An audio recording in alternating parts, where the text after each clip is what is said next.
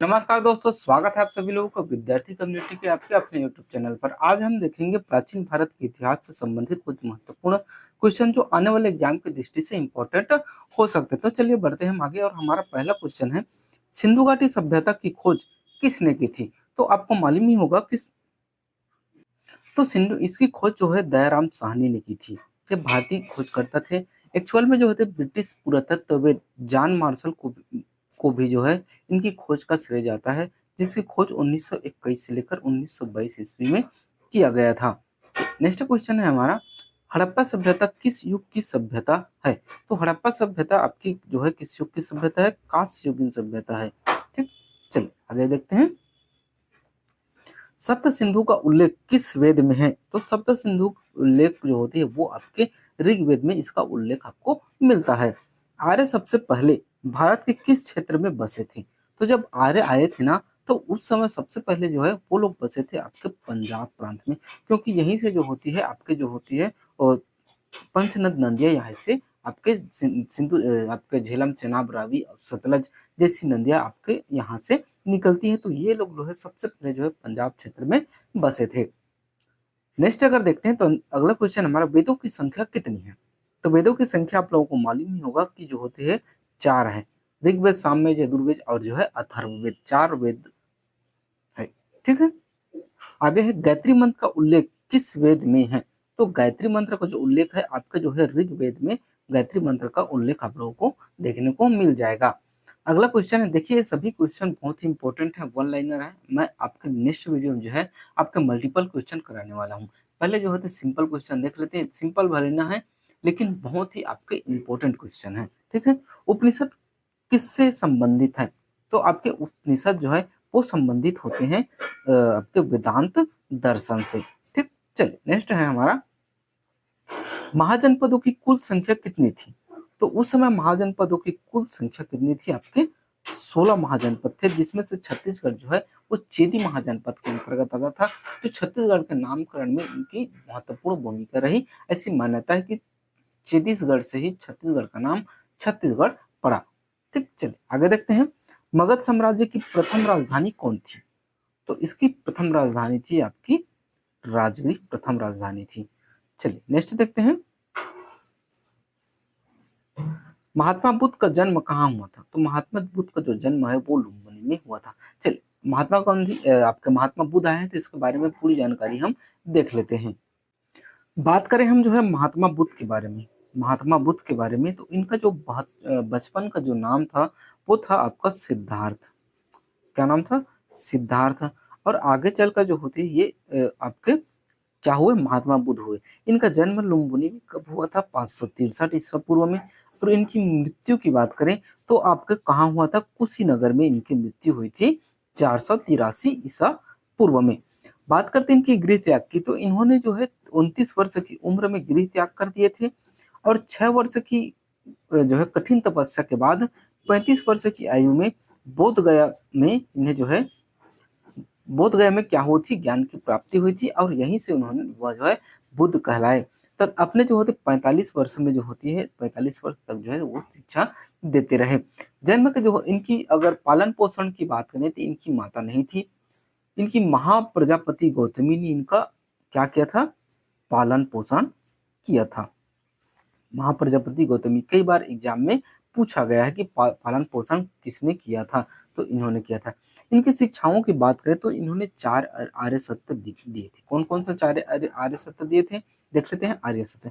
देखिए महात्मा बुद्ध और महावीर दोनों बहुत ही इंपॉर्टेंट है। तो जब जब ये महापुरुष आएंगे हम इनके बारे में पूरा डिटेल में देखेंगे। 4 आर्य सत्य की बात करें तो इन्होंने कहा था कि स्वयं दुखम, एक है स्वयं दुखम, दुखम, एक है दुख समुदाय, समुदाय, एक है दुख निरोध और एक है आपका दुख निरोध मार्ग। इस तरह से जो इन्होंने 4 आर्य सत्य बताए हैं। साथ ही साथ जो होती है इन्होंने अष्टांगिक मार्ग भी दिया है। अष्टांगिक मार्ग की बात करें तो आपका है संयम, सम्यक दृष्टि, सम्यक संकल्प, सम्यक वाक, सम्यक कर्म, सम्यक आजीविका, सम्यक प्रयास, सम्यक स्मृति और सम्यक समाधि। इस तरह से जो है इन्होंने 8 जो है अष्टांगिक मार्ग दिए। नेक्स्ट क्वेश्चन हमारा, महात्मा बुद्ध को ज्ञान प्राप्त कहाँ हुआ? तो महात्मा बुद्ध को ज्ञान प्राप्त जो है वो बोध गया में 35 वर्ष की आयु में प्राप्त हुआ। नेक्स्ट क्वेश्चन है हमारा, बुद्ध का पहला उपदेश कहाँ दिया गया? बुद्ध ने अपना पहला उपदेश जो है, देखिए गौतम बुद्ध को ज्ञान की प्राप्ति बोधगया में हुई थी और उन्होंने सबसे पहला जो ज्ञान दिया था वो आपके सारनाथ में दिया था। ठीक, चलिए नेक्स्ट क्वेश्चन है, बौद्ध संघ की स्थापना किसने की थी? तो आपके बौद्ध संघ की स्थापना महात्मा बुद्ध के द्वारा इसको स्थापित किया गया था। नेक्स्ट है, जैन धर्म के 24वें तीर्थंकर कौन थे? तो कौन थे? वेरी सिंपल है, महावीर स्वामी को जो है 24वें तीर्थंकर कहा जाता है। ठीक, चलिए नेक्स्ट है हमारा, महावीर का जन्म कहाँ हुआ था? तो महावीर जी का जो जन्म है वो हुआ था आपके कहाँ पर? वैशाली में आया है महावीर स्वामी जी। तो इसके बारे में जो है हम पूरा देख लेते हैं। महावीर स्वामी जी के बचपन का नाम जो है वो क्या था? आपके वर्धमान कहा जाता था। इनके माता का नाम बात करें तो त्रिशाला, त्रिशाला, और पिताजी का नाम जो है क्या था आपका? सिद्धार्थ। और सिद्धार्थ नाम जो होती है, क्या आपको वाकिफ होगा? ये सिद्धार्थ नाम जो है आपके महात्मा बुद्ध के बचपन का नाम है। इनका जन्म जो है वो आपका वैशाली में हुआ था। और इनकी मृत्यु की बात करें तो इनकी मृत्यु हुई थी आपकी पावापुरी में। कहाँ हुई थी मृत्यु? पावापुरी में। ठीक है, चलिए नेक्स्ट देखते हैं। और इन्होंने जो होती है 30 वर्ष की आयु में गृह त्याग कर 12 वर्ष की कठिन तपस्या के बाद इन्हें मोक्ष की प्राप्ति हुई थी, कैवल्य की प्राप्ति, मोक्ष की नहीं सॉरी, ज्ञान की प्राप्ति हुई थी। और ज्ञान की प्राप्ति के बाद जो है कैवल्य कहलाए। अब कैवल्य को ही जो होती है केवलिन भी कहा जाता है। ठीक है, चलिए आगे देखते हैं। अगला है हमारा, मौर्य साम्राज्य की स्थापना किसने की थी? तो मौर्य साम्राज्य की आपकी स्थापना की थी चंद्रगुप्त मौर्य ने। अगला है हमारा, चाणक्य किसका मंत्री था? तो चाणक्य जो है वो आप किसका मंत्री था? चंद्रगुप्त मौर्य का मंत्री था। अर्थशास्त्र ग्रंथ के लेखक कौन थे? कौन थे आपके? कौटिल्य जी। कलिंग युद्ध किसने लड़ा था? तो कलिंग युद्ध आपका लड़ा है किसने? आपके अशोक ने लड़ा है। ठीक है, आपको कमेंट बॉक्स में कमेंट करके बताना है कलिंग युद्ध के बारे में पूरा। चलिए मैं ही आप लोगों को बता देता हूँ। कलिंग युद्ध जो है 261 ईसा पूर्व में आपके अशोक के सेना और जो होते कलिंग राज्य की सेना दोनों के मध्य यह युद्ध हुआ था, जिसमें भारी जनहानि हुई थी। और कलिंग कहाँ पास है? तो कलिंग जो होती है ना, वर्तमान आपके उड़ीसा और आंध्र प्रदेश के उत्तरी क्षेत्र में। ये अगर उड़ीसा है और ये आंध्र प्रदेश, ये दोनों के उत्तरी क्षेत्र को ही जो है कलिंग कहा जाता था। और जिसमें जो है भारी जनहानि को देखते हुए अशोक ने जो है बौद्ध धर्म अपना लिया था। ठीक, नेक्स्ट है, अशोक के अभिलेख किस लिपि में लिखे हुए मिलते हैं? तो इसके जो लिपि है वो ब्राह्मी और खरेष्टी दोनों लिपि में आपको देखने को मिलते हैं, लेकिन आपका आंसर ब्राह्मी लेना है। नालंदा विश्वविद्यालय की स्थापना किसने की थी? तो इसकी स्थापना की थी आपके कुमारगुप्त ने।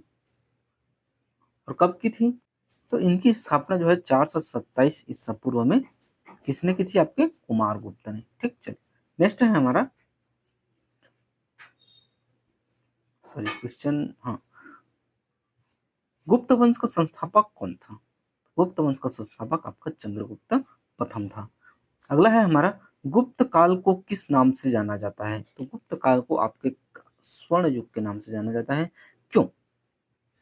तो इसके पीछे यह तर्क है कि इसी काल में जो होते मंदिरों की स्थापना हुई, पुस्तकों की स्थापना हुई, और इसी काल में जो होती है आपके बहुत से वैज्ञानिक, अर्थशास्त्री, चिकित्सक जैसे विद्वानों का जन्म हुआ। इस कारण इसे गुप्त काल को स्वर्ण युग कहा जाता है।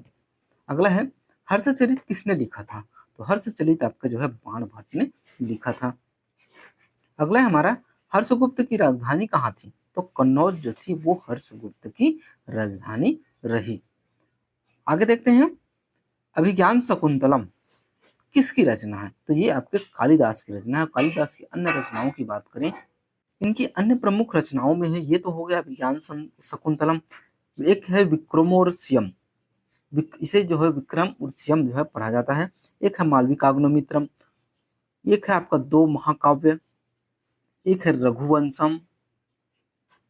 देखिए मैं आपको बताते जा रहा हूँ, आप लोग नोट डाउन करते चलिए। एक है आपका कुमार संभवम, कुमार संभवम।